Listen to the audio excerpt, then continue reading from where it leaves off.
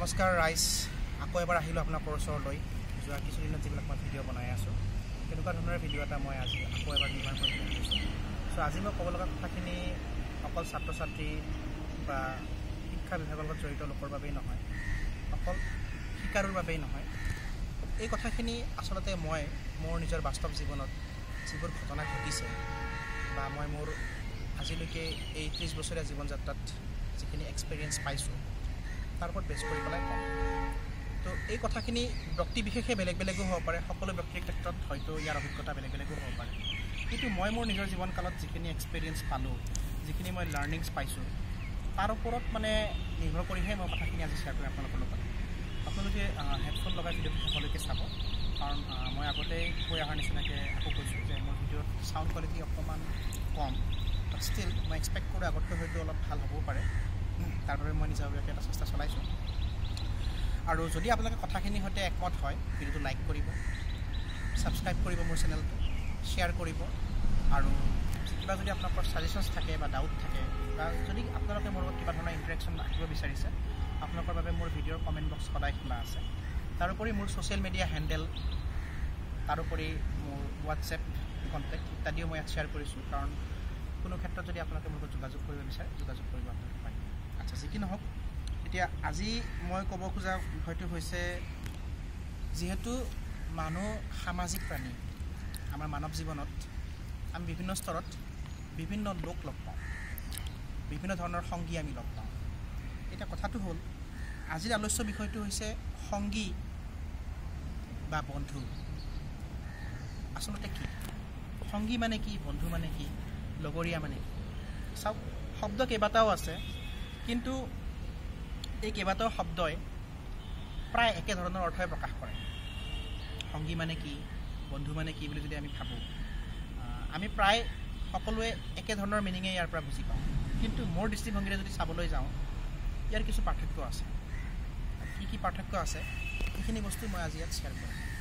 চাওক, মই ভাবোঁ যে আমি জীৱনৰ বিভিন্ন স্তৰ যেতিয়া অতিক্ৰম কৰি আহোঁ, শৈশৱকাল, কৈশোৰকাল, প্ৰাক যৌৱনকাল, যৌৱনকাল, প্ৰৌঢ় অৱস্থা, প্ৰাক বৃদ্ধ অৱস্থা, বৃদ্ধাৱস্থা, এনেকৈ কেইবাটাও স্তৰ আমি যেতিয়া অতিক্ৰম কৰোঁ, আমি বিভিন্ন প্ৰকাৰৰ লোকৰ সৈতে উঠা বহা কৰিব লগা হয়। বিভিন্ন প্ৰকাৰৰ মানুহৰ সৈতে আমি কথা বতৰা বা বিচাৰ ভাৱধাৰাবোৰ শ্বেয়াৰ কৰিব লগা হয়। তো তেনেস্থলত আমাৰ যিটো ছ'চিয়েল ইণ্টাৰেকশ্যন, সেইটো সময়ৰ লগে লগে সলনি হৈ গৈ থাকে, ডিমাণ্ড অনুসৰি সলনি হয়। এতিয়া ধৰা হওক, আমি যেতিয়া কওঁ যে কোনোবা এজন সংগী আমাৰ বাবে প্ৰকৃত, বা কোনোবা এজন বন্ধু আমাৰ বাবে প্ৰকৃত হয়, কোনোবা এজন কিন্তু আমাৰ বাবে প্ৰকৃত বন্ধু নাছিলে, তেনেকুৱা কমেণ্ট যেতিয়া আমি পাছ কৰোঁ, আচলতে আমি তেতিয়া নিজৰ মনত আমি নিজে নজনাকৈয়ে এইটো জাজমেণ্ট কৰোঁ যে আচলতে বন্ধু আৰু প্ৰকৃত বন্ধু কি।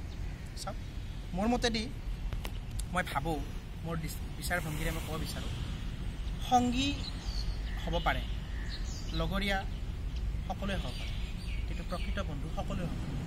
চাওক, সংগী হৈছে বা লগৰীয়া হৈছে সেইগৰাকী ব্যক্তি বা সেইসকল ব্যক্তি যাক আপুনি বিভিন্ন স্তৰত জীৱনত লগ পাব, জীৱনৰ বিভিন্ন স্তৰত তেওঁলোকক লগ পাব, তেওঁলোকৰ লগত থাকিব, তেওঁলোকৰ পৰা শিকিব, তেওঁলোকৰ লগত উঠা বহা কৰিব, তেওঁলোকৰ লগত চৰণফট কৰিব, বা তেওঁলোকৰ লগত আপুনি কৰ্মক্ষেত্ৰত চিনাকি হ'ব বা নিজৰ শিক্ষা জীৱনত চিনাকি হ'ব।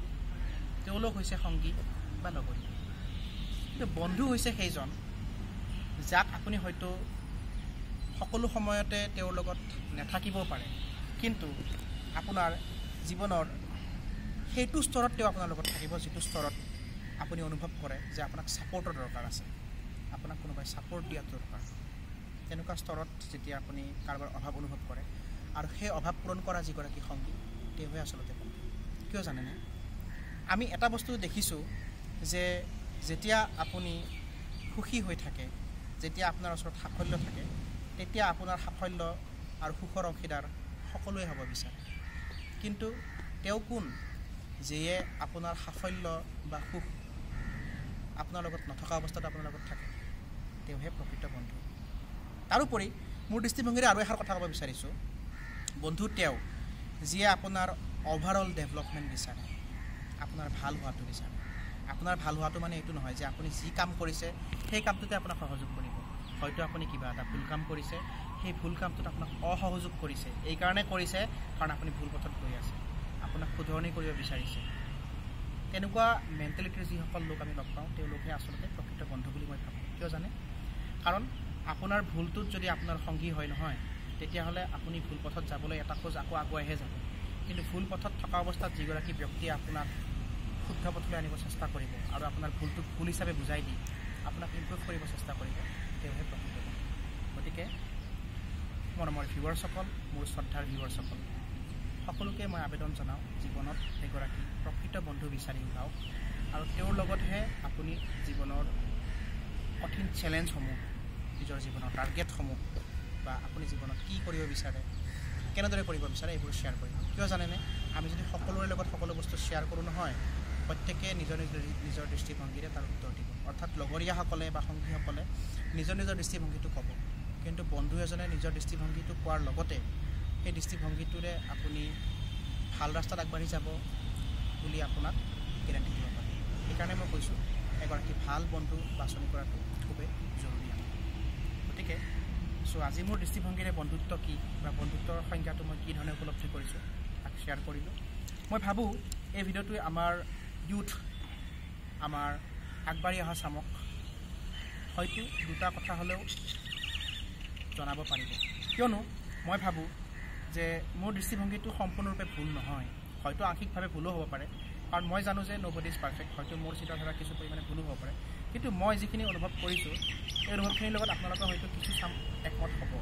গতিকে মই আশা ৰাখিছোঁ আপোনালোকে ভিডিঅ'টো শেষলৈকে চালে আৰু মই যিখিনি কথা আপোনালোকৰ লগত শ্বেয়াৰ কৰিব বিচাৰিছিলোঁ এই কথাখিনি আপোনালোকে গ্ৰহণ কৰিছে। যদি আপোনালোকৰ ভাল লাগিছে ভিডিঅ'টো লাইক কৰিব বুলি আশা ৰাখিছোঁ। যদি ভাল লাগিছে আপোনালোকে ভিডিঅ'টো শ্বেয়াৰ কৰিব, মোৰ চেনেলটো ছাবস্ক্ৰাইব কৰিব, কাৰণ আপোনালোকৰ শ্বেয়াৰ, লাইক আৰু ছাবস্ক্ৰিপশ্যনেই হৈছে মোৰ চেনেলটো জীয়াই ৰখাৰ ইন্ধন। গতিকে ৰাইজ আজিলৈ বিদায় মাগিছোঁ। আশা কৰিছোঁ পুনৰ এনেকুৱা ধৰণৰ টপিক আলোচনা কৰিম আৰু আপোনালোকক লগ পাই থাকিম। ধন্যবাদ।